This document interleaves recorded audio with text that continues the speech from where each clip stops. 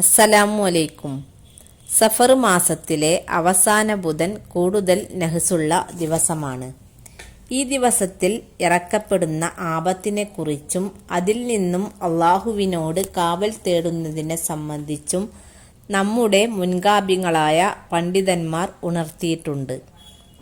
ഇമാം ദൈറബി റളിയല്ലാഹു അൻഹു തൻ്റെ മുജറബാത്തിൽ പറഞ്ഞിരിക്കുന്നു, കശ്ഫിൻ്റെയും തംകീനിൻ്റെയും അവകാശികളായ ചില ആത്മജ്ഞാനികൾ പറയുന്നു, എല്ലാ വർഷവും സഫർ മാസത്തെ അവസാന ബുധനാഴ്ച 3,20,000 ആപത്തുകൾ ഇറക്കപ്പെടുന്നുണ്ട്.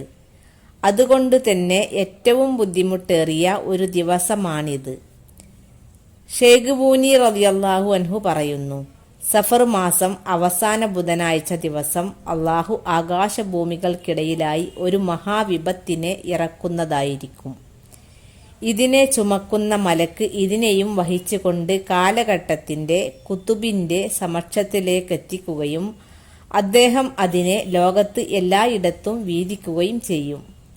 മരണമോ ബുദ്ധിമുട്ടോ പ്രയാസമോ എന്തു തന്നെയായാലും അത് മഹാനായ കുത്തുബ് വീതിച്ച ആ അപകടത്തിൽ നിന്നേ കടന്നു വരികയുള്ളൂ.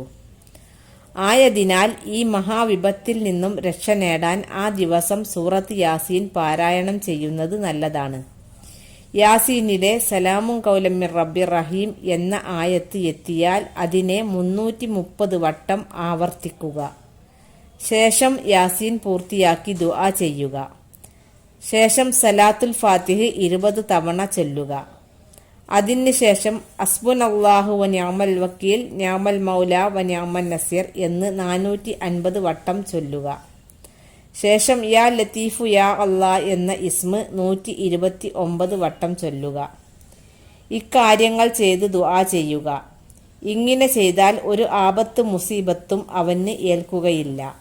അല്ലാഹു സുബ്ഹാനഹു വ തആല സകല ആപത്തുകളിൽ നിന്നും നമ്മയെല്ലാവരെയും കാത്തുരക്ഷിക്കുമാറാകട്ടെ. ആമീൻ യാ റബ്ബൽ ആലമീൻ.